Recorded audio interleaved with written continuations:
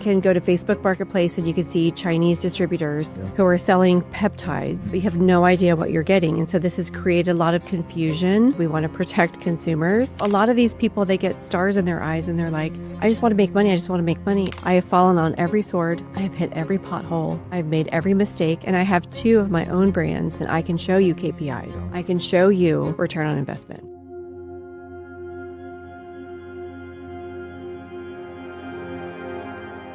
Hello, everyone. Welcome back to another powerful episode of the Double Down Podcast. I'm your host, DeAndre Woodson, and today we have a true powerhouse in the telehealth and digital marketing space, Jessica Lynne White. Now, if you haven't heard of Jessica yet, you're in for a treat. She's the founder and the CEO of Kickstart Social, a digital marketing agency that's revolutionizing how health and wellness entrepreneurs build their business. Jessica went from being a licensed physical therapist to a serial innovator, launching over 50 telehealth brands specializing in GLP-1, weight loss programs, and hormone therapies. So today we're going to dive deep into how she built this powerhouse brand, what it takes to thrive in telehealth, and the future of digital entrepreneurship. Let's double down on the insights with Jessica White. Welcome. Thank you. Thank you, DeAndre. Yeah, you're welcome. I'm glad to be here. Absolutely. All my pleasure. I want to start off here. What is peptides, honestly, if you could help me figure that out? Because I obviously did my research for my episode with you, so thank you to that. Yeah. But there's so much to it, and there's so many different levels. So if you could actually help out anyone that's watching today and has no idea, I think that would be really helpful. Sure. Yeah. So thanks. I'm a physical therapist of 27 years. Mm-hmm. Peptides have been around forever, and GLPs have made their way into mass marketing via weight loss medication. Okay. So when you think about GLP-1s, which is brand name Ozempic and Wegovy or semaglutide, okay. GLP-1 GIP, which is tirzepatide or brand name Mounjaro and Zepbound. Yeah. Those have been kind of the first FDA-approved peptides that have obviously revolutionized weight loss. And a peptide is a protein chain that basically has a physiological effect on the body. Okay. But there are lots and lots and lots of peptides that do so many things, from helping with sleep, restoration, recovery, tissue repair, decreasing brain fog. Wow. There's so many things that peptides do, but the stoplight on that has been that many of those peptides are category 2, which means they're not FDA approved. Okay. And they're kind of on the sketchy list. Yeah. Right? So as far as GLP-1s or your weight loss medication, because those are approved for weight loss and metabolic regulation, mm-hmm. I think people are starting to have, it's not like a taboo, like a weird, like, what are these things? Right. They're like very socially acceptable now. Okay. So a lot of people, you can't go on any platform, listen to any talking head or any podcast or YouTube video without hearing the word peptide. Yeah. It is very internet catch friendly right now. I didn't know that. Well, I thought just working out, right, and going to the gym, I know obviously like BCAAs, aminos, protein. Yes. So I thought it was a powder. I didn't know that you actually take a shot. I had no idea that that's the way that you take it. Is that normal across the board for all peptides? Typically, yes. Okay. So when you're looking at peptides, are you ready to dive deep? I'm really. Are you ready to get scientific? Please. So these peptides are either compounded, okay, or activated, meaning that typically a 503A pharmacy, which is patient specific, got it, is going to compound that medication for you, DeAndre. Okay. But there's a lot of street meat out there, right? You can go to Facebook Marketplace and you can see Chinese distributors who are selling peptides. Mm-hmm. But you have no idea what you're getting. And so this has created a lot of confusion. Okay. In the marketplace, which is where the FDA has stepped in and said, we want to protect consumers. We want to make sure that people are being sold things that are safe, but there's no regulation because they're not FDA approved. They're called category 2. Okay. So when it comes to peptides, the most common route of administration is injection, and most of them are injected daily. Wow. As far as the category 2s like BPC, CJC, TB500, GHKCU, all of these like anti-aging, glow, restoration peptides. Yeah. But your GLPs or your weight loss peptides are once a week. Okay. And is there a specific place on the body where you take these, or kind Great of anywhere? question. Yeah. So usually there's 3 places. Okay. The side of your body, your flank, Gotcha. under your arm, or in your thigh. Got it. This is called flank? Your flank. Oh, I'm okay. a PT. Your flank, the side of your body. I like that. That's awesome. So there's someone that I'm really close to in my family that I let know, hey, this is who I'm sitting down with. This is what she specializes in. And they actually let me know, wow, that's so interesting. I actually went to Mexico and purchased my own peptides not too long ago.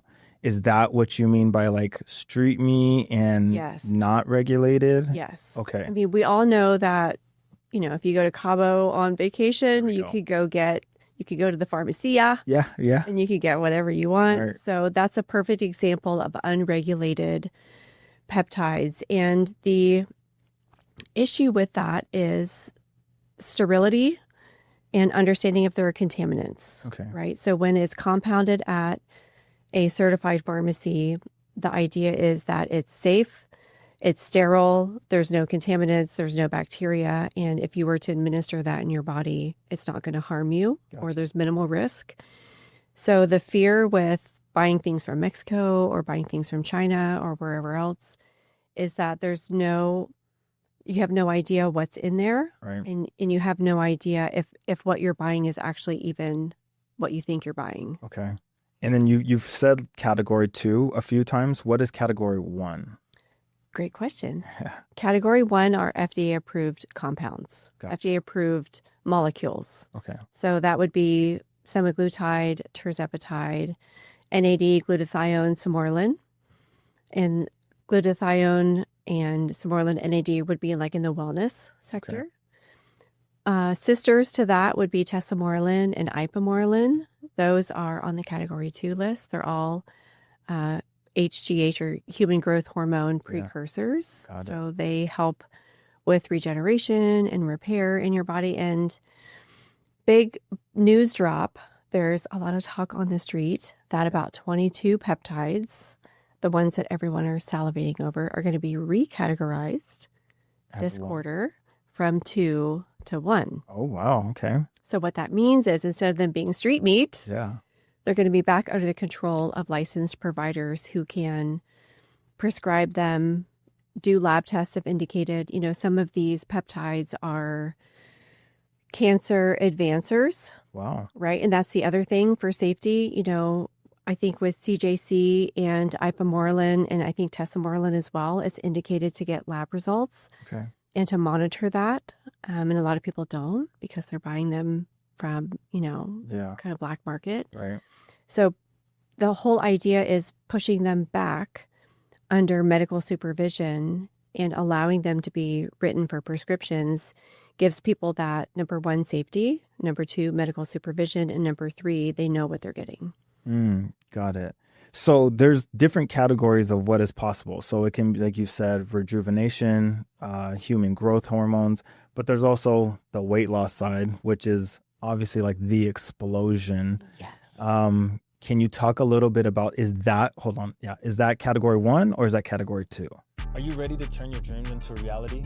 At Deviant Consultations, we're here to guide you, complete white glove service every step of the way. Whether you're starting your credit repair journey or you're looking to get business funding, we've got your back. Go ahead and screenshot or click the QR code below and schedule your discovery call with the team. Let's make your dreams come true together.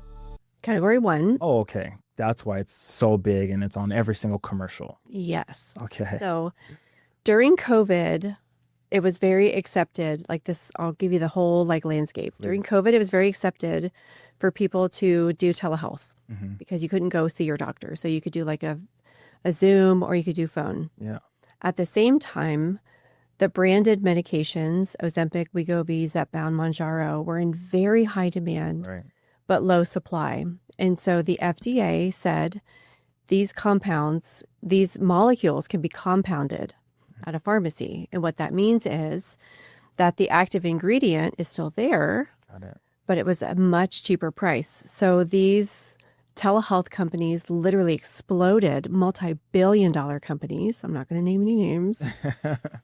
And it was just this perfect coalesce of supply and demand and telehealth. So there's been so many regulatory changes over the past year. In November of last year, tirzepatide, which is a GLP-GIP, came off the FDA shortage list. The pharmaceutical company said, hey, we're keeping up with supply. And then semaglutide, and that pharmaceutical company said, hey, we are too. Yeah. And of course, the Compounding Association of America and several other regulatory bodies fought that, and they lost. Mm-hmm. So those drugs cannot be compounded as an identical commercial copy. Okay. What that means is you cannot go on a telehealth website and get straight up semaglutide or tirzepatide. What you can get is something that's at least 10% off of the dosage of the branded medication. We're going way deep here. Yeah, no. You ready? Please. Do you have your thinking up on? Absolutely. I'm excited. And typically there's an additive like B12, glycine, B6. And those things are in an effort to combat symptoms that the branded medication may not provide. So that's a good thing. It's a good thing, right? So typically B12 and B6 are for energy, perhaps nausea. Glycine is to decrease muscle wasting. A major side effect of these weight loss drugs is muscle wasting because it decreases your appetite. You have less calorie intake, less protein intake, and you lose muscle mass. Got it. So there's still a legal loophole that makes this telehealth niche extremely prolific and profitable still. Mm-hmm. But you have to do it the right way. Got it. There are a lot of chop shops out there and people that are duct taping their telehealth systems together. Mm-hmm. But truly, over the past year, the providers and the pharmacies have had to get married. What are we prescribing from the provider point of view? And from the pharmacy point of view, can we fulfill that? And can the doctors provide medical necessity to make sure that it is truly medical necessity? Got it. Does that make sense? Absolutely. Yeah. I mean, there were some things in there that I didn't understand, but I'm enjoying So, for example, if you're a telehealth business okay. and you have 1,000 patients and every single patient is XYZ GLP plus B12, okay, the FDA is going to audit you and say, you're doing the dosage change and you're doing the additive, but every single one of your patients has the same prescription. This is not patient specific. Oh, okay. I got right? you. So it truly has to be patient specific in order to meet that criteria, or they're, putting a Band-Aid on or trying to milk this legal loophole. Yeah. So to be clear, the telehealth space can be very lucrative and it can be extremely helpful for people in their budget. Who can afford freaking $1,600 a month for branded medication if it's available compounded? Yeah. So I guess what I'm saying is like over the past 6 or 8 months, it's become very regulated. Okay. And only the people that have a great foundation of providers and pharmacies are going to survive. So with that being said, do the people have to take a test, or do they have to do get lab results to make everything patient specific? That's a great question. Yeah. So patient specific means that whatever is prescribed is for that particular patient. Okay. And typically that would be a dosage change and perhaps an additive. Regarding labs, it's not mandatory for labs to be involved. Okay. There are some things that are of interest for physicians. If you have a thyroid condition, if you've had gastric sleeve, gastric bypass surgery, there are a couple of things in your medical history that could trigger labs. But for the most part, when you go to a telehealth site, you fill out a form, you make payment, that form is submitted to a physician, and usually, with API integration of whatever platform you're using to the tech software that the provider network is using, it assesses, yes, this patient is a candidate for this drug. We can go ahead and issue the prescription. Wow. So to have your own telehealth, because to me, this sounds like something an expert would come from the medical field.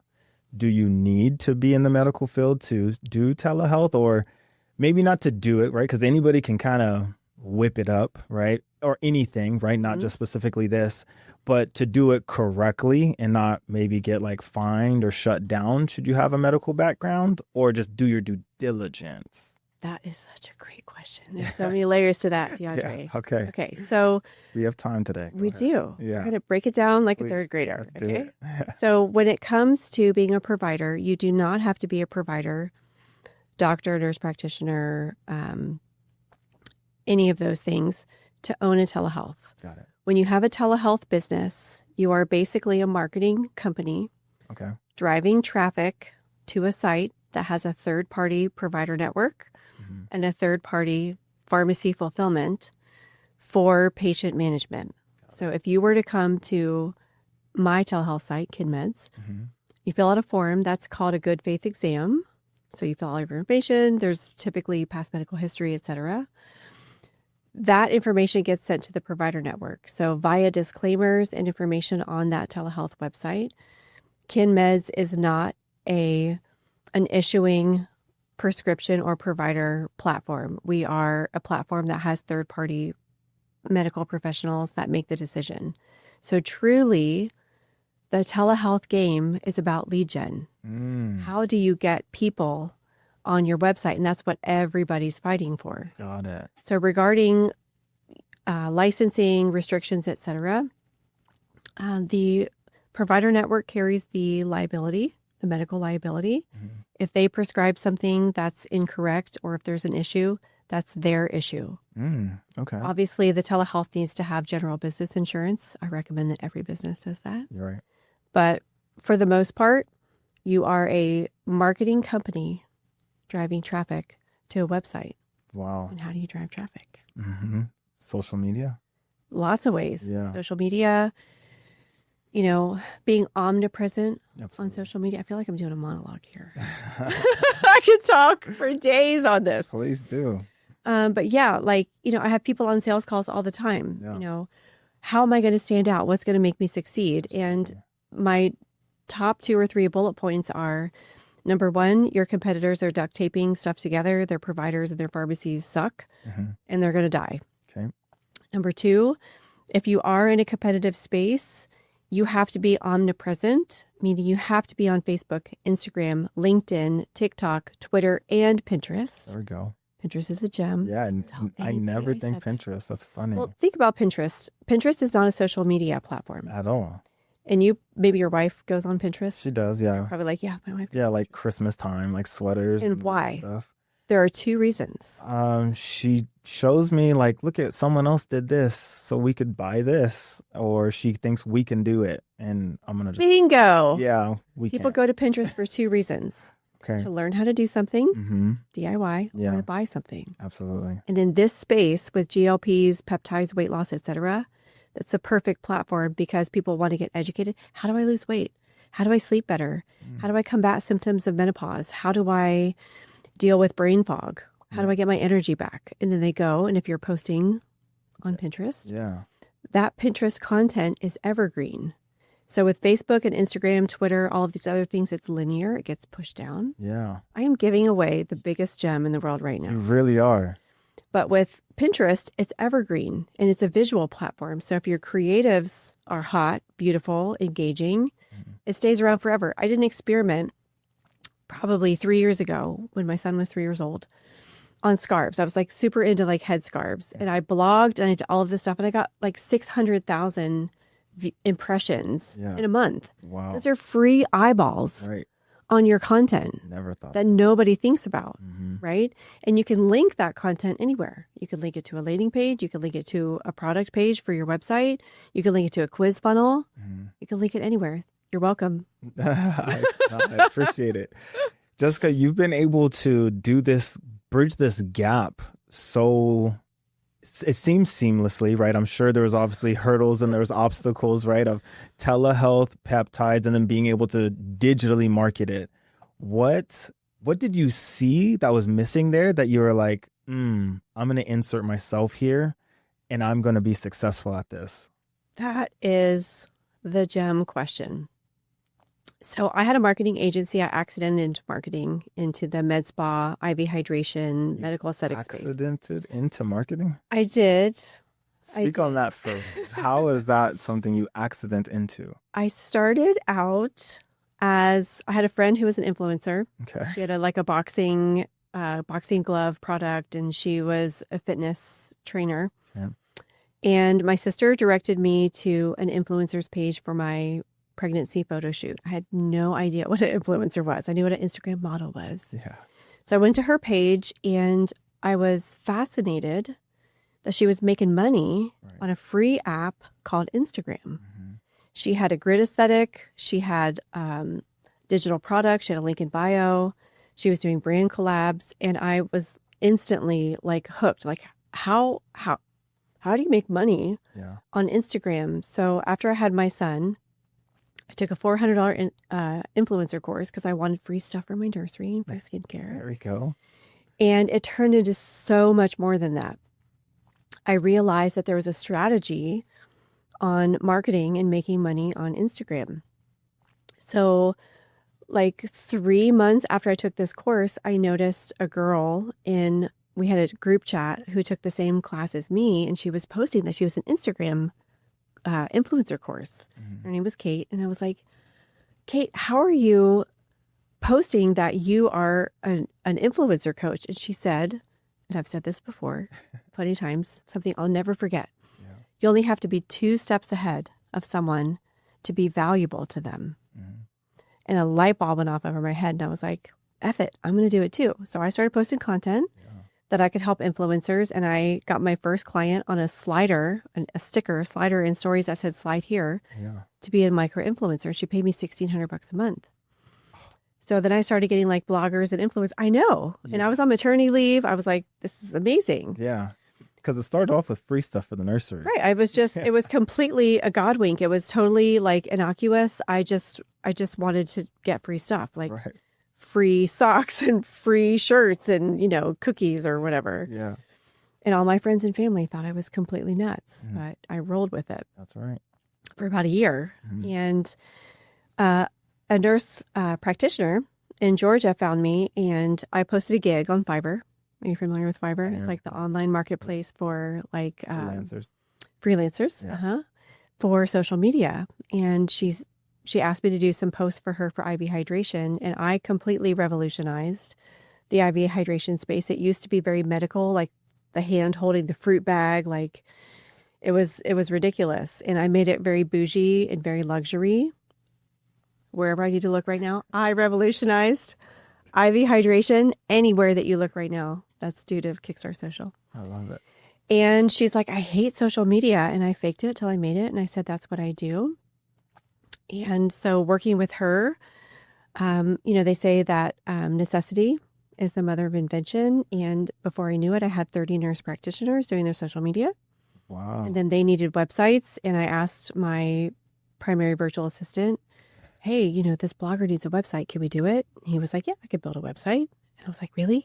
I sold it for $400. Yeah. Sold the next one for $600, the next one for $1,000. And then we started doing Facebook and Instagram ads. So I just turned into a 360 digital marketing agency in 2 years.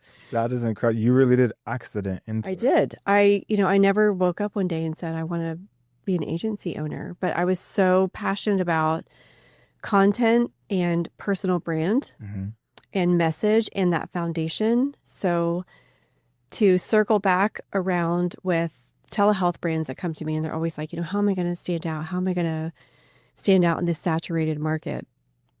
I believe that consumers in this space it's not like selling lashes to 20-year-olds on TikTok for $15. Mm-hmm.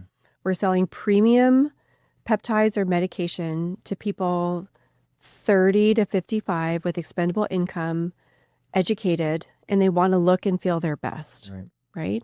So if I'm a consumer and I go to DeAndre's page, Instagram page, and if you have 4 posts there, and then if I go to your LinkedIn and you don't have a profile, and then there's nothing on Pinterest, and there's nothing on Facebook, and there's nothing on Twitter.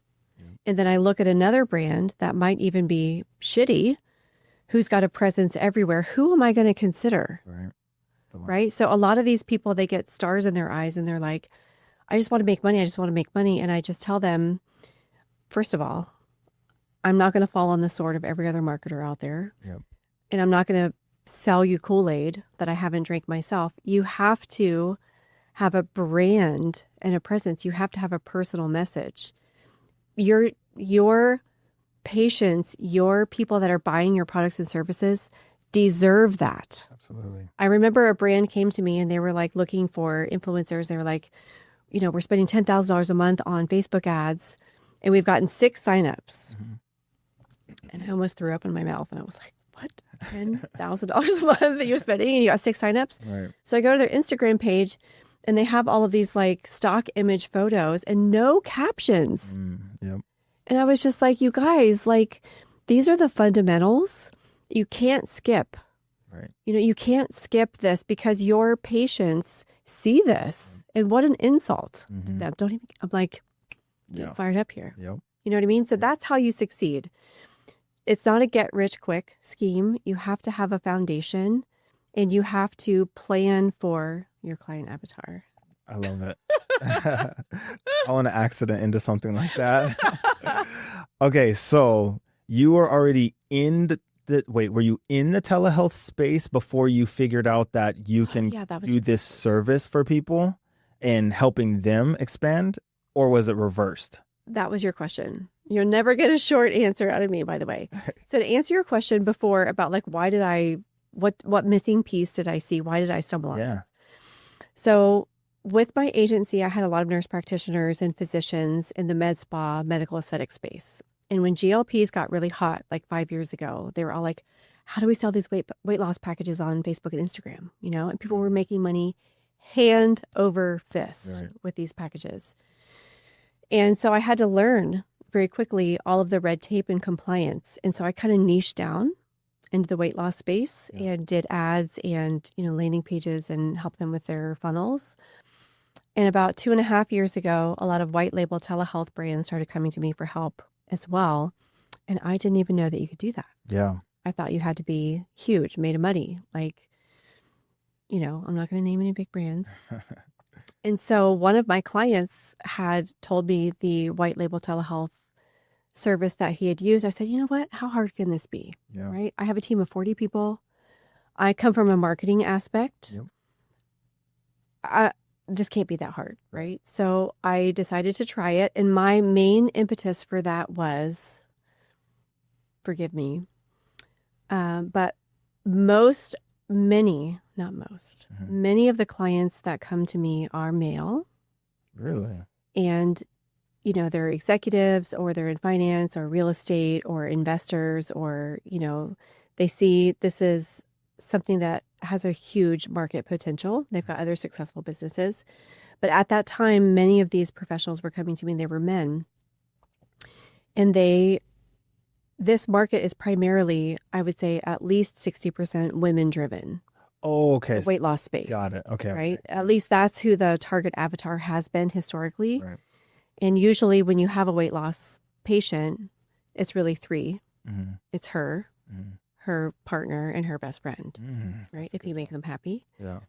So these people were coming to me and I was looking at their websites and their landing pages and it was like obese women, holding their fat rolls, like looking down at themselves and frowning. And I was like, I am not okay with this. Yeah. I am not okay with body shaming, with trying to make money off the back of people in obesity. There has to be a better way. I'm going to do that. So that's why I decided to start my own brand. Number 1, because I wanted to prove that my marketing could work. And number 2, because I wanted to do a service and create a community around body positivity and the things that really fucking matter to women, pardon my French, which is not just weight loss. Yeah. It's about feeling good for your kids. I'm going to get emotional because I took these drugs after having my daughter at 48 years old. Wow. It's about having more energy. It's about getting on the floor with your kids and not having your joints hurt. It's about fitting into your favorite jeans again without anybody judging you for those non-scale victories. Mm-hmm.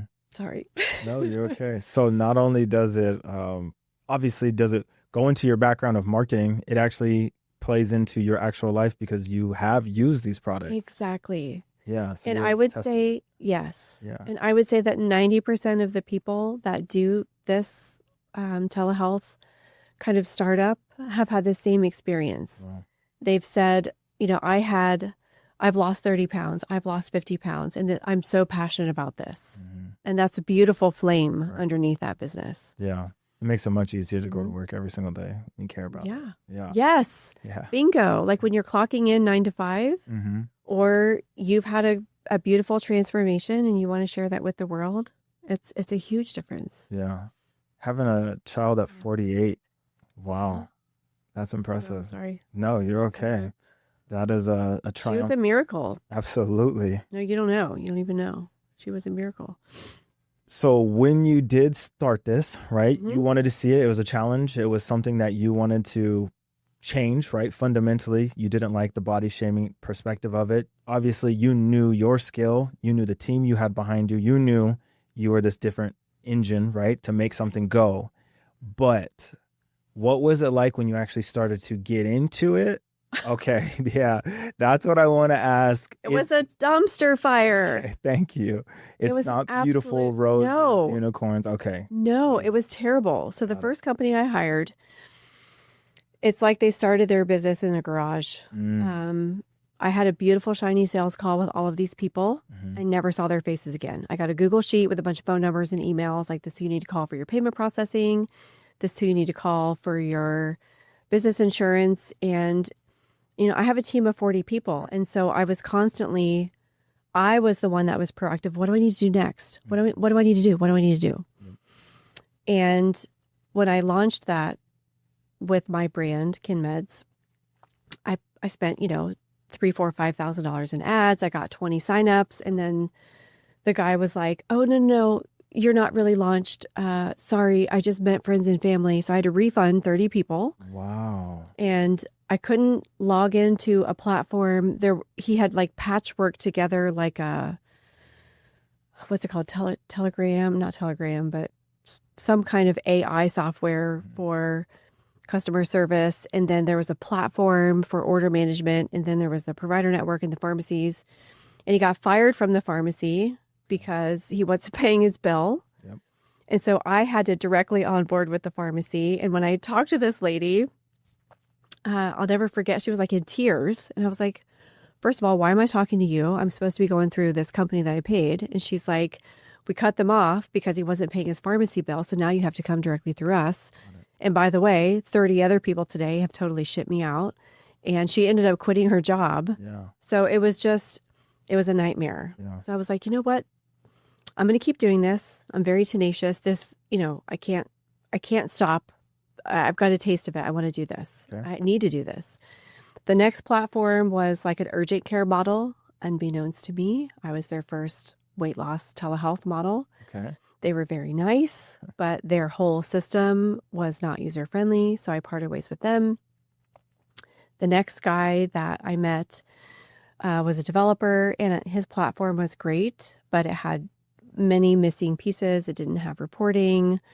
It was like I had to beg a big brother, can you please add this? Can you please add that? And a year later, he still only has like 6 or 8 medications available. So I don't know if you know this, but I decided to launch my own telehealth platform. I did see that. So I invested in June of last year. Congratulations. Because I want to control my whole ecosystem. Customer service, as I mentioned, is really important to me. When people invest the money that they invest with me, and it's a lot, for our white glove service over, 10 or 12 weeks, I want to be able to control every aspect and every touch point for them so they truly get that white glove experience. You could do this by yourself. I did it. Yep. And a lot of people come to me. I had a guy come to me the other day and he said, I spent $300,000 on my first incarnation of my telehealth. And then I got frustrated and I shelved it. And then it resurrected and I spent $100,000 with another company who couldn't get their platform together. So I meet so many people every day that have literally been burned. And I posted a piece of content a year ago, like me figuring out what we needed to do to make this work. And my phone started blowing up. People started asking me for help. And I was like, I'm not just going to help you. I'm going to make this make sense in a finite way where I guide you every step of the way. You could do it yourself, Right. but what you're paying for is speed to market. Yeah.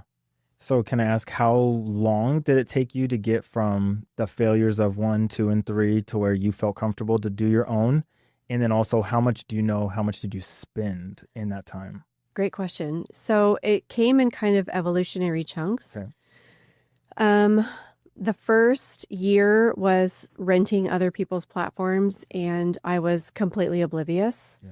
And then I decided to kind of take control. The last platform that I rented before this, I did collaborate a lot with that owner, and he did teach me a lot. But he actually claimed to have built his platform, but he didn't. It's a SaaS platform that he's renting. Got it.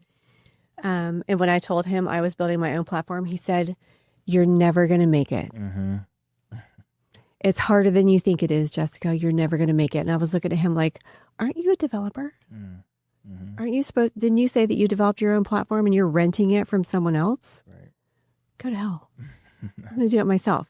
And I did. Yeah. And it's launched and it's amazing. So probably 2 years total and about $300,000. So that is what people are paying for then. The expertise of Yes. the speed of 2 years and more than $250,000. Exactly. Right. So it's worth it starting off with you because you've taken the licks, you've taken the lumps, you've taken the losses, plus the time to become the expert to now charge them what they're being charged. But Right. they're getting sped up. They're getting white glove service, like you said, and taken care of. I'm pretty sure you hold their hand every single step of the way. Every step. Yeah, that's Right. lovely.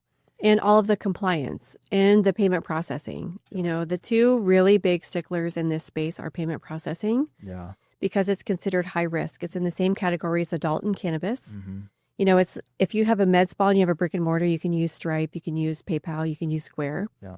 But when you're doing online telehealth prescription medication management, you have to have high risk payment processing. As you probably know, you're in the Part of processing repair space. Yeah. And it's tough to get. Yeah. And you have to have LegitScript to Mhm. get it. LegitScript is a third party that certifies your website to make sure that you're representing these medications correctly. You're not making outlandish claims, you know, guaranteed to lose 50 pounds in 5 days. Yeah. And they're making sure that you have all of your, you know, your opt-outs, your terms, conditions, privacy policy, all of that on there. And we, you know, specialize in that. We have the recipe and the blueprint. We've done over 70 of these now since I've talked to you. Yeah. So, you know, we set you up for success. I've known people that it's taken 6, 8, 12 months to just get LegitScript. They can't get payment processors, or they've gotten a payment processor and their mid shut them down because they're in a rocking boat with a bunch of other people doing squirrely stuff. And then they just shut the whole mid down and then they're without payment processing. So I have fallen on every sword. I have hit every pothole. I've made every mistake. And I have 2 of my own brands that I use as kind of demo brands. Everything that I sell when it comes to marketing, I have done on my own brands, and I can show you KPIs. There we go. I can show you return on investment. Yeah. What was the first month when, let's just say, when you actually were profitable, the very first month doing the telehealth part, not the social media part? When was that? And can you remember kind of like, I did it. I got something here. Yeah. So when you say telehealth versus social media, what do you mean? So the month where you were profitable from your telehealth services, not from social media and helping people with their brand. Direct. Oh, so like my agency service. Exactly. Consultancy, right? Because they are 2 different things. 2 different things, right? So for my brand, KinMeds, Mm-hmm. I didn't spend a penny on ads for probably over 90 days after I got burned from that first company. Got it. And because, here's the switch, the script flip, because I was an influencer years ago, I said, you know what? I think I'm going to use influencers to do this. I think I'm going to use micro influencers because people sell to people. Yep. People trust authority from other humans. And when you see that transformation, it brings people in. It's a slower burn. Yeah. That's what I tell people. There's 2 ways to make money in telehealth. If you're 3 ways. If you're cold traffic and nobody knows about you, you have to spend money on Facebook and Instagram. Okay. Period. If you have a influence of your own, you could have affiliates, and you could also have influencers or other people pushing your brand. So I enlisted an army of micro influencers. I probably had about 50. Wow. And I blew up. Yeah. There you go. I blew up. I got probably 300-400 patients in the first 90 days. Holy cow. From influencers. Wow. Micro influencers. Yeah. Not people that proclaim to have 1 million followers. Those girls, I have paid people $1,000, $2,000, $3,000, $4,000. I have 2 million followers, blah, blah, blah. And they couldn't even sell a t-shirt, right? But then I have people like Paige, and I'm calling you out. Paige, Lauren, Ashley, Brittany, Jess, Kenzie, and Kenzie's mom, these beautiful influencers that have been with me since day one, who have true engagement and a true following and have brought my brand with them and has grown my brand based on their influence. People that have true engagement, they get back to people when they ask questions in DMs, and that creates a family. And that's what, like, going back to the whole foundation, it's not like selling sneakers on a Shopify store. Right. You know, it's so much deeper than that. Yeah. So what if someone comes and uses your service, right, like as an activation, what do you tell them is possible with how much effort do they have to actually put in? As a founder, you mean, for the telehealth build? Absolutely. That's a great question.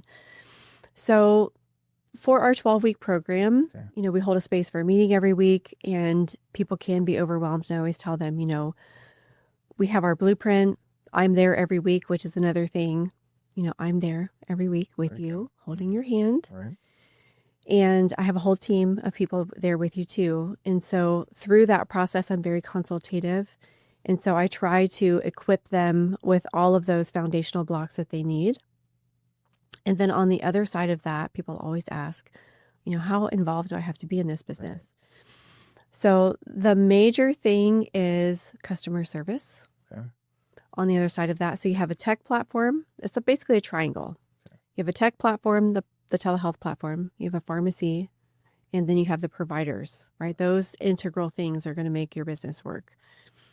So when it comes to your daily operations, you don't, as a founder, need to be explicitly involved, but you need someone, a VA. I have a virtual assistant agency too. We use registered nurses in the Philippines. Okay. Or someone on your team, depending, to answer questions. Hi, I'm Susie. I forgot to put my apartment number on my intake form, and my med's going to get here. Hi, I'm Paul. I got my 2 bottles of tirzepatide, but one of them broke. What do I do? So, you know, you need to have someone available to answer those customer service questions. And I'm here to tell you 1000%. I have had people that are so pissed off. The doctor got my order wrong. He gave me the wrong dose, whatever the case may be. And one of those customer service people drop in and say, hey, Susie, I'm so sorry you're dealing with that. I'm here to help you. What was the dose that you wanted? Let me reach out to the doctor. Let me reach out to the pharmacy. I'm going to make this better. We're going to issue that to you immediately. And then Susie is what? A customer for life. Right? That is the key to making this work. So to answer your question on the operational side, you definitely need someone kind of managing that component. Okay. And then if you're doing marketing with us, certainly being there to approve our brand direction and whatever activation we're doing. Gotcha. Across platforms. Is there like a package with you where you can just be completely hands off? Hey, I want to give you $100,000. You go run my telehealth service, and then I just get to reap all the profits of it. Or I'll have a little bit of engagement. Like I'm willing to work with that micro influencer, but not them. Or, you know, I post every now and then. Is there something like that where someone could do that? Yes. Great question. Yeah. Yes. So we call it 2 phases. So phase 1 is your 12-week launch. Gotcha. And at the end of that, I hand you the keys to your fully functional, compliant telehealth business. Mm-hmm. And on the other side of that, we have several marketing packages. And that's where you could implement your own, you know, virtual assistant or your own internal person. As far as me being like an operator, I haven't had anyone ask that, but that's a great upsell. Yeah. You got it here first. I'm going to add that to the plan. Do you want to expedite your services? Right. Do you want me to be the operator? Yeah. But I do offer consulting services, Okay. certainly, for people if they want that kind of higher level of Absolutely. execution. Love it. Yeah. I had a question. While you've been speaking about the whole thing, how do you actually get not the pharmaceutical, how do you get the reps? Like, how do you get access to them or like communicate where we can sell that we say that we can sell these drugs? Like after they come on the landing page, right? And someone does the intake form, you have to be able to actually serve the supply, right? How do you get that connection with that individual or that pharmaceutical company? Snakes in the grass. Okay. All right. They These just sell to the GLP highest streets bidder. Yeah. be slimy. Got it. That's a great question. Yeah. Thanks. If you're a founder, and I have a lot of people that come to me and if you're a founder and you go to a pharmacy, they're going to flip you the bird as far as pricing. They're going to say, you are nobody. You have no volume. You have no track record. You're going to pay premium prices. Got it. Because I'm in a situation where I have a platform and I have, 60, 70 brands, that gives me price margin negotiation ability. Absolutely. Right? And volume negotiation ability.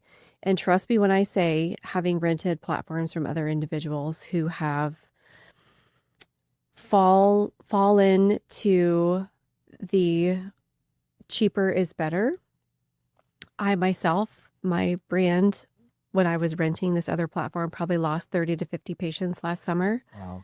Because the brand that he was using was super cheap, only put 1 or 2 mini ice packs. These medications, GLPs specifically, have to be cold shipped and packed, usually 48 hours or less shipping. I didn't know that.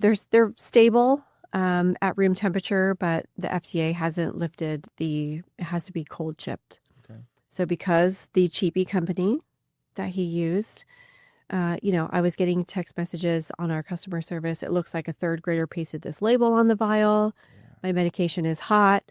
Cancel, cancel, cancel, cancel. Right? Yep. So in this game, I'm very clear with founders. It's not just a price game. If you want super cheap pharmacies, just like anything else, you get what you pay for. Right. The 2 most important things to me when it comes to a pharmacy, are communication and tracking, because patients just want what? Their medicine. They want their stuff, right? Where's my stuff? Just like anything else. And if that pharmacy can't support tracking, they don't have the tech to do that. I don't care if you're $5 more than another pharmacy. I'm going to go with the one that's $5 more, because in the long run, that's going to support the brand. But I have been able to negotiate cheaper pricing. But we're also in this like Amazon world where I want my stuff today. Right. Or worst case scenario, tomorrow. Because I honestly hate when I see tomorrow, 6 to 8 p.m. I'm going to be honest with you. Like, I want it now. Prime. Yeah, please. And I don't want to spend the $25, but I will because I want it tonight. You know what I mean? Are you guys able to do service and tracking like that, like immediate and it's next day? Or is this 5 to 7 days? No, it's 2 days. Oh, that's awesome. It's usually 48-hour turnaround unless you order after a certain time on Friday. Most vendors have tried different carriers on the weekends and they seem to be inconsistent. This is kind of the general vibe in this industry. So if you order like at 8 or 9 p.m. on a Friday, you're probably going to get it on a Monday. Got it. But for the most part, the average delivery time is 24 to 48 hours. That's nice. Cold shipped to your door. I wasn't expecting that. Yeah. Unless you're a crappy pharmacy. And then crappy pharmacies can be 5 to 7 days. Or you've got a crappy pharmacy chain and then you're not going to get it for 7, 10, 14 days just because the pharmacy can't get their poop in a group. How are you, though, like getting the pharmacies on the phone and then negotiating that power that you said that you have to be able to get better price margins, or maybe even just get a different opportunity to sell a different peptide that maybe your other pharmacy couldn't? How do you have access like that to do that? That's a great question. And it's my earned reputation. Okay, I gotcha. So being in this environment and meeting people and networking and going to shows and being in Zoom rooms and being in different groups and meeting that next level person. Yeah. And that next level person, I'm now talking to CEOs of pharmacies. Wow. instead of reps. I don't talk to reps anymore. Gotcha. But if you're a founder coming in, you're going to talk to a rep and you're going to get really poor pricing. Mm-hmm. But when you come through my system, you're going to get executive pricing because I've negotiated that. So it's worth it. It's worth it. The whole service is worth it. Right. Can I ask, so like when let's say someone today is going on and they're interested in peptides, do you have it where your operation for your landing page is like SEO, SSO, so you're the top one that comes up on Google, or will Ozempic still come up as like the first hyperlink up there? Twofold. Okay. I don't do any SEO for my business because I think I feel like SEO is like the biggest scam in the world. I feel like I should have an SEO business because there's no demonstrable KPIs. No, you're right. And the excuse they always use is, oh, it's always changing. It's ever evolving. It's very dynamic. Right. Just when you think you've got the market, someone else is doing something else and we've got to do something else. So like, in my opinion, SEO is great if you're a local business. Okay. But for me, being a national kind of service provider, I rely on my social media. There we go. And that's it. And I have, H1, H2 tags and different things for my website.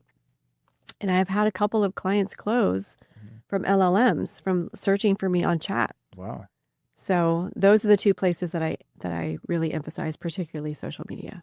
Do you give like not a guarantee, you can't guarantee anything, but do you give, hey, you come through the program with me, you go through the 12 weeks, I give you the keys to your... They are guaranteed that. I have a 100% guarantee rate with payment processing and 100% guarantee. Well, it's not guaranteed, but I have a 100% success rate with payment processing and LegitScript. Got it. And so if you spend $50,000 with me or $100,000 with me, whatever the case may be, depending on, we charge by vertical. Yep. So when someone signs up, it typically comes with GLPs and a few of the wellness. But if you want to add on testosterone hormone therapy, if you want to add on sexual health and ED, if you want to add on skin, if you want to add on hair, if you want to add on labs, wow, that can increase the price. Elective labs, like, bougie labs, like if you want to get metabolic studies done, if you want to get your thyroid study done. So we have all of those things. So whatever you spend with me at the end of that 12 weeks, you're going to get it. Yeah. Wow. Which is an easy sell. Absolutely. On the marketing side, there is no guarantee, and I'll tell you why. Please. Number one, there are so many places to be, and I'm so tired of this question. Maybe I could get your input on this. Like, how the hell do I answer this question? Okay. People ask me this all the time, like, what's my ROI? And I'm just like, I've broken down like my core marketing package and like maybe 7 add-ons. It includes like 5 micro-influencers. Do you want more influencers? Email campaign, funnel build, full social media domination, and a few other things. And all of those things wrapped together is a certain amount. If you do that, I'm more likely to guarantee you results. But then the wrinkle is I have some brands, and I hate to say this, and I'm not going to name anyone, obviously, but their brand is like 1988 called, and they want their disco party back. And I'm not exaggerating. Like their brand sucks. Yeah. And I don't hold back with people. When we're on the call, typically people are like, we want to go with your expertise. But sometimes people are like, no, we hired a guy on Fiverr and this is what we want. And I'm just like, but to my team, this is shit. This sucks. Like this is never going to compete in the marketplace. Yeah. So I try to balance that when I have calls with people. If your brand is consumer friendly, then you could do quite well. Yeah. Did that answer your question? Yeah, it does. Could you say that they should expect, let's say they're not 1988 disco people and they're not stubborn, moldable, coachable, right? If they really want to get their investment back, they should already be those things, because you would think buyers of that high of a ticket are trying to get their investment back and then tenfold, right? Yep. So let's just bypass those people. Would you say that 6 figures in like the next quarter is something that's reachable or obtainable, or you're saying that they need to give themselves more time to grow and then let's expect those numbers in a year? Great question. And we need to understand a couple of things. Okay. So number one is the compounding nature of this environment. Mm-hmm. So when we look at signups or we look at new patient acquisition, if we say, my goal for cost per acquisition or CAC is $100 or less. Okay. So if you're running cold ads on Facebook, Instagram, and Google, content is king via video. Right. So when we look at influencer management, and I'm going to get super laser sharp on you right now. When you look at influencer management, it's not just what can that influencer do for me. I have a whole creative team. We don't use AI. I don't use, all of those different agencies out there because I was an influencer. Okay. And I've had people come to me and I've curated this amazing team. We find them, vet them, contract them, script them, and audit them and herd them like cats every goddamn day.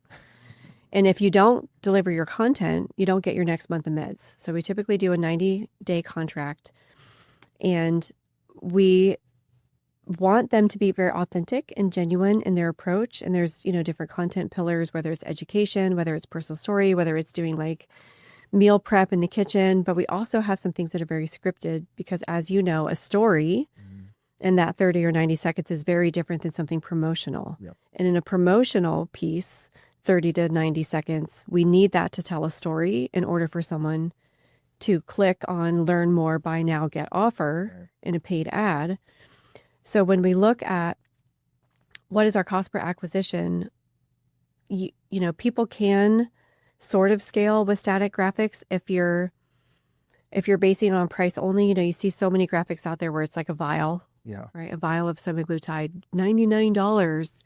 Yeah. But that's a race to the bottom. Got it. And a lot of people come to me like, I think I need to drop my price. I think I need to drop my price. And I'm like, whoa, whoa, whoa, whoa, whoa. Do you have a brand? Are you selling cheap? Or are you selling customer experience, doctor involvement? Do you have any ancillary services? Do you have any coaching services? Do you have any PDFs? Do you offer labs? Like, this is a holistic approach now. The pill mills and the skinny farms are done. Yeah. Those people made their hundreds of thousands of dollars, 2 or 3 years ago. Thin this, skinny that, trim this. Those people painted themselves into a corner. Right. Because now people want what? They want hormones. They want wellness. I want some Orlin. I want hair care. I want skin care. And so when you position yourself that way, it gives you a lot more versatility. But let's not get it twisted. The weight loss drugs are what brings people to the table. 100%. Right. But it's common to have other things at the table. Yeah. So when it comes to customer acquisition, the goal is $100 or less. Okay. If you go on AI and you go to Chat, Gronk, Gemini, or whatever, it's going to say the average cost per acquisition for a GLP client is anywhere between $100 and $250, okay, depending on your brand. Yeah. So when you contemplate that, if you are omnipresent on social, if you have 5 or 10 micro influencers that are generating fire content for you that's scripted and intentional, and you're putting that in ads, and not just ads. What the hell does that mean, Jessica? There's all different kinds of ads. And there's different things that you're targeting, right? We're doing a traffic ad to just get clicks to train your pixel, Okay. right? Your Facebook pixel. Yeah. We're doing an engagement ad because we want these 8 videos to get 20,000 likes to make it look like you're a big deal. Absolutely. And then we're doing a conversion ad to your landing page or straight to your form. And lead gen ads are kind of history. Like 2 or 3 years ago, lead gen was a big thing where it's mostly for brick and mortar. Right. Hey, this is Jessica. I'm with ABC Healthcare on ABC Street. Do you want to come in? But in the online telehealth space, it's typically not lead gen. So, there's a lot of strategy involved there. And that comes back to, do you have a very cohesive, a lot of depth and breadth to your marketing plan? So if you think you're going to come on and spend $20 or $30 or $50,000 and you're going to spend $50 a day on Facebook and Instagram ads with pictures and get rich, that's not going to happen. To that notion, then, do you recommend someone day one going out and buying followers, buying subscribers, bots? No, absolutely not. Okay. Well, it depends. Okay. Caveat, I'm going to be straight up with you. Please. If you're going to leverage your audience for a lookalike, that will kill you. Meaning? So if you're going to do lookalike ads, okay, so when you do ads for a lookalike audience for people that have interacted with your content, that's just going to be bots. Got it. Okay. So if you're able to drum up an authentic audience via influencers, but it takes forever. Yep. Nobody gives a shit anymore about liking your content. People, it's just like a video. Yep. You know that when you scroll. Yep. It's hard as hell to get people to interact with you. Yeah. And I will say, when it comes to getting influencers and when it comes to getting people to consider you as a real brand, there are different applications and platforms out there that supposedly grow your brand with whatever AI method that they have. So I'm going to say, with a grain of salt, the average consumer is maybe more forgiving, or they don't notice that yesterday you had 10 followers and today you have 3,000. Yeah. And that could help with your conversions. Yeah. Because you know, everybody now, it's social media is kind of your resume. It's your business card. Yeah. They say don't judge a book by a cover. That doesn't exist today. That's correct. Everyone gets judged before they open the book, and it's social media. I wondered, there was something interesting while you were talking. I was like, wait, so if category 1 drugs get the opportunity to go into category 2. Other way. Oh, I'm sorry. Okay. 2 to 1. Yeah, 2 to 1. So now that they have been FDA approved, does that mean like right now could possibly be the best time to get into this because a bunch of new drugs are available? Yes. Okay, cool. Because I was like, everybody is, yes. Yeah. Absolutely. And I sell both methods. So we do we call it RX site or prescription site. Okay. And then we do the category 2 sites. We work with one of the only provider networks that does medical oversight over category 2 peptides. And they come activated, not lyophilized or powder form. So they come from a 503A patient-specific pharmacy. They're compounded just like a prescription. They come in a vial, liquid, with your name and your dosage with physician instructions. Yeah. So people can do either. The only caveat to that is when you do category 2 peptides, you have to forfeit your legit script. Meaning legit script only certifies FDA approved products. Oh, okay, gotcha. So if you're doing a category 2 site, how are you going to market? Yeah. You have to have an audience, and you have to go hard on influencers and a lot of SEO and organic. Could you get shut down that way? Like if you are selling category 2 or no? Well, because it's with medical oversight, no. The provider is the one recommending the medication. And again, that falls under the provider. Oh, okay. Right. So it's it's just like a prescription medication. Yeah. Right. You're just drumming up business for them. And they're well, I'm doing 2 different applications. Either your prescription with legit script, mm-hmm. or you're doing category 2 with medical supervision, but you forfeit your legit script. Gotcha. But the big excitement, mm-hmm. as you pointed out, is if these 10 or 20 peptides, CJC, BPC, TB500, GHKCU, Solank, Samac, SLUP, all of these different things, all these bodybuilders are talking about, right. ipamorelin, tesamorelin, are projected to be recategorized by this quarter, or certainly by the end of this year. Wow. This is the most booming, lucrative market. I mean, people are already making billions on powdered peptides, which are now officially illegal. Yeah. Powdered peptides are research grade, which means they're not intended for use on humans. And there's all this speculation about the DOJ and the DEA and the FDA and people getting arrested and going to jail. Like this mom down the street had a peptide farm and she's going to jail for 20 years. Yeah. It's legit. I mean, these arrests are happening. So with the recategorization, it's like having your cake and eating it too. Yeah. This is the time to get into it. To get in. If those drugs go into the other category and are FDA approved, could they like be on the list of sports players, like not getting banned for HGH or hormone growth or PEDs? That's a great question. And I would say that ultimately that would come down to the regulatory body that is credentialing each one of those different sport organizations. Gotcha. I don't have any specifics on that. And that's a great question. You know, I know that doping was a big thing with baseball and the Tour de France. Right. And certainly there are some blood chemicals that I think are heavily monitored. That's a great question. I'll get back to you on that. Yeah. It's probably going to be one of those things where if it's physician indicated and another one of those, we really need to see medical necessity here. So I would say that the risk for abuse would be low, but there's always people that are going to find a way. Yeah. Because I was just thinking from the aspect of like football players and basketball players with torn Achilles or ACL injuries, right? Yes. And then being able to, instead of missing a whole season, to take BPC or Absolutely. CJC and get that recovery. I'll be back. That's a great. Give me 90 days. And you're trying to tell me that the whole NFL and the whole NBA is now eligible. I want to get into this industry because we're talking about the billions upon billions upon and billions. The investors and all the people huge invested in those people succeeding. You heard it here first on Double Down Podcast. Okay, we're going to do a telehealth. That would be amazing. Yeah. Great question. Yeah, I appreciate it. I will get back to you on that. Yeah, let's do it. Maybe I need to do like a more masculine NBA type of site. There we go. It's time to pivot. Change everything. Yeah.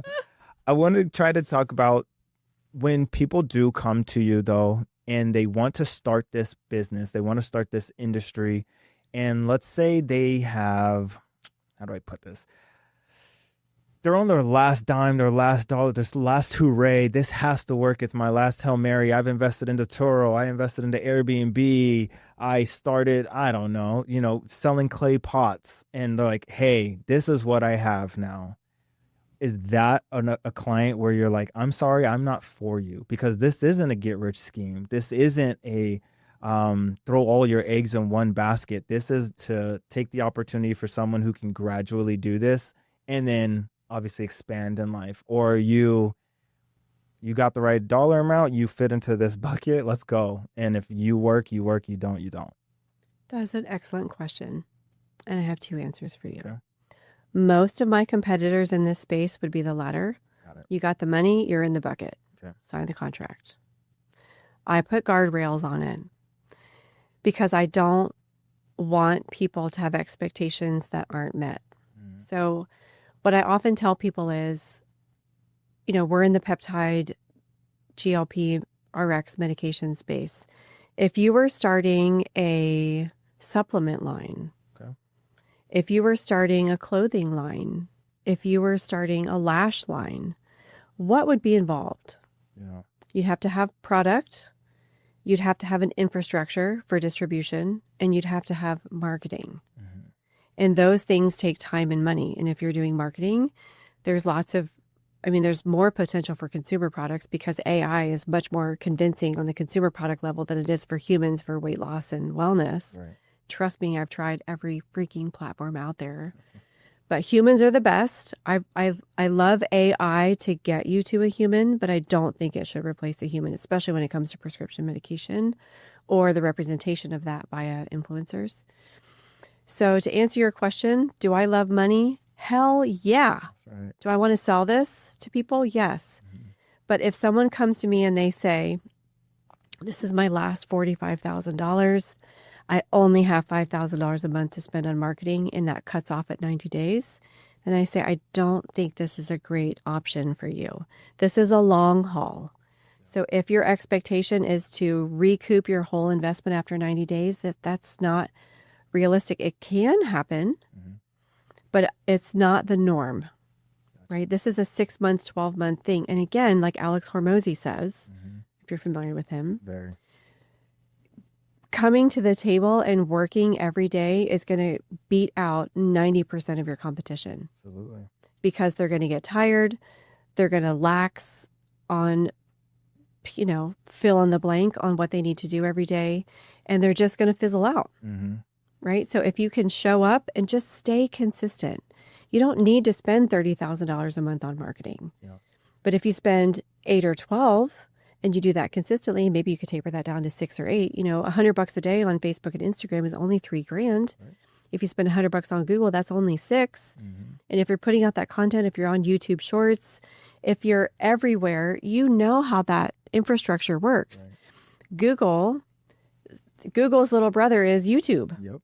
And when you do good on YouTube, YouTube shoves over to Google. And when you do good on Google, that gets more people in your pipeline. And when those people land on your website, that feeds your Facebook pixel. Yeah. And then you can retarget. It's a whole community of events it is. That has to happen. what do you envision? What is the end goal for you? Is this you're trying to sell it and sell your brand and your platform as a whole? Or is it you're going to ride this thing out until the wheels fall off? Like, I can do this until I'm no longer on this earth and then I can just hand it off, because you've already cultivated everything, Yeah. right? Obviously, it's going to change with regulations and you're always going to have to learn. But what is the end goal? What do you have? What are you thinking? Well, it's funny that you asked me that. Yeah. I have had an opportunity from a prominent group, Okay. pharmacy group, to essentially modify my business into creating these for celebrities. Okay. For example, Row.co, if I can say that, has Serena Williams as their spokesperson. Wow. You notice that? Mm-hmm. You may or may not notice that. Serena, honey, why don't you have your own telehealth? Right.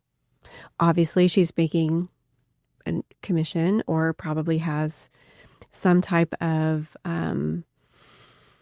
part of the company, perhaps. So the next evolution of my business is perhaps streamlining the pharmacy as it relates to fulfillment and partnership with people of influence. Wow. At the end of the day, if that occurs, it's not in my best interest to continue making competitors for them. So I love what I'm doing, and I believe that there's plenty of space for everyone. And people always say, what's going to make me different? You've launched 70 of these.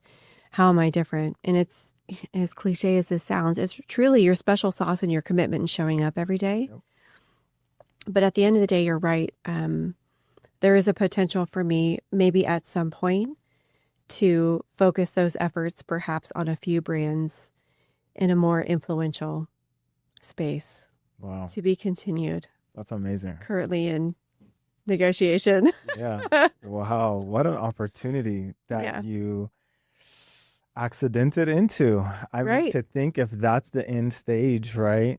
And where you came from and started off, you really, I don't want to say you fake it till you make it, but your journey, is you fake it till you make it. And now you're with Serena. I mean, her husband created Reddit. Like, Did he? Yeah. Like, think of what you could possibly do if that's the access, if that's the person that you have the opportunity to connect with. It wouldn't necessarily be her, but there are other people on the table. So a person in between or two.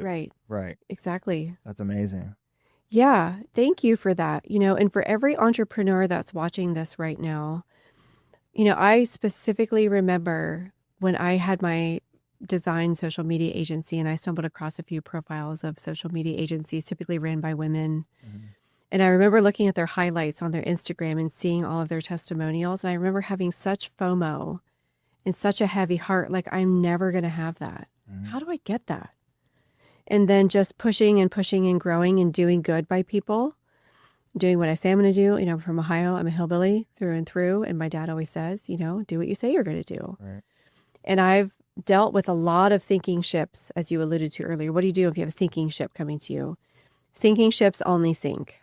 That's it. Right? Mm-hmm. And they're sinking for a reason. Right. So it's not to say that those can't be assessed on a one-by-one basis, but usually the ideal client for me is someone that has experience in business. They see a potential increased revenue and profit in this market, and they've got experience and they know what it takes. They perhaps have an infrastructure. And when I say, okay, in order to do this, it's going to be $60,000, they're like, okay. And how much is the ad spend per month? Well, probably $6,000 to $10,000, and it's going to cost you $20,000 for marketing. Okay. So we're looking at about $150,000 over 90 days. Yeah. Okay. Send me the contract. Right. Those are the type of people that understand. It's not a money thing because it's, it's higher, it's lower, depending, like I said, on, whatever their marketing needs are and whatever verticals they choose. But for the most part, those are the people that are going to succeed, the ones that aren't looking for a get rich quick. Mm-hmm. But for every entrepreneur out there, I grew up on food stamps. I grew up being bullied in southeastern Ohio and Appalachia.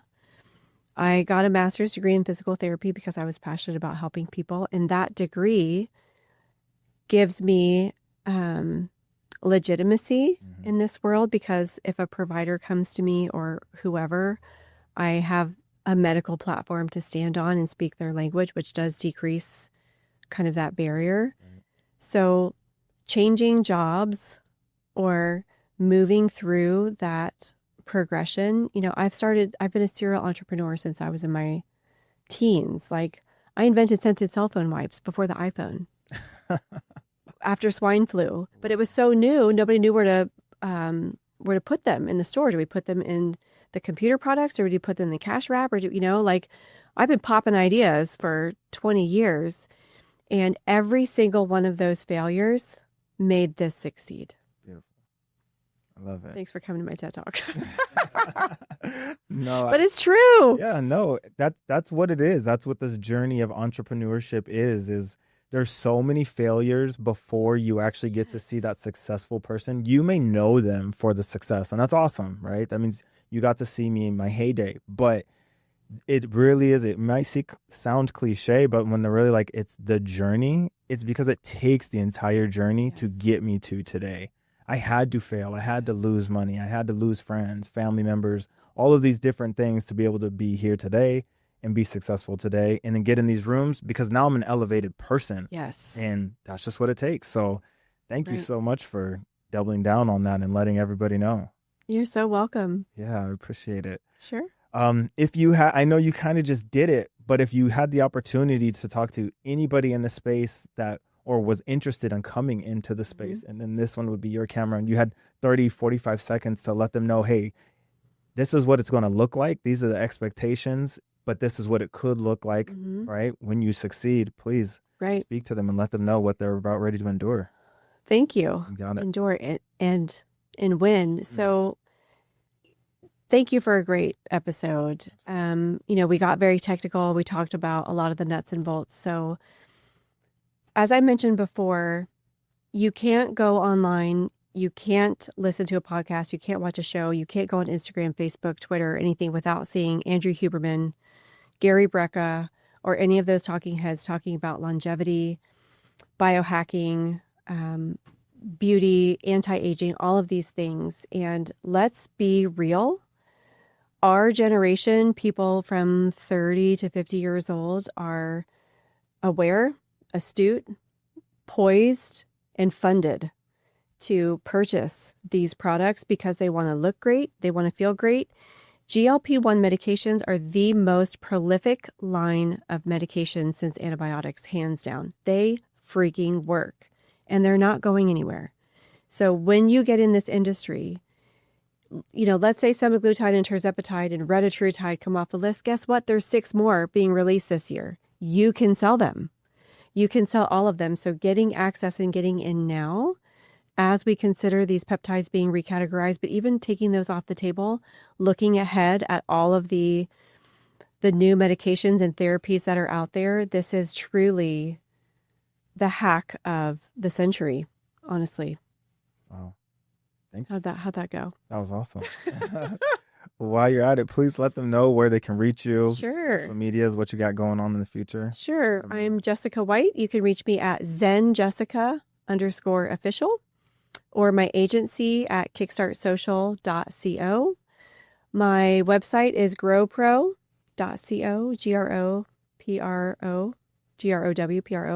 growpro.co. And all of my socials and everything are linked there. So, I don't try to monetize everything. I hope that I've put forth. I'm very educational and consultative in my approach. If I can't help you, I'll try to direct you to someone that can. So, hit me up, DM me, reach out to me, comment on something, and I'll definitely respond. I'm not a celebrity.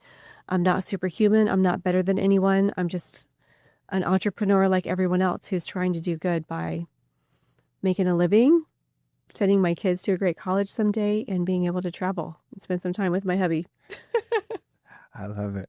And from here on the Double Down podcast, we want to wish you a happy early birthday. Oh, thank you. Enjoy it in Miami, living it up. So I just want to tell you thank you today for coming by. And thank you. I know the audience got smarter today. I hope so. Yeah. And I hope a little bit of burning flame got sparked inside of them where they're like, whoa, there is something here and I could be a part of this, because it's not really like a a skill they have to go out No. there and learn, right? No. And everyone is kind of on their phone all day anyways, and everyone thinks like, oh, man, I can do something better than the next person. Right. So I hope that they were able to grab something today as like, you could do this. You could get your foot in the door and change your whole life if you truly want to. Yeah. Thank you so much, DeAndre. You're welcome. Thank you, Jessica. That's awesome. Yeah.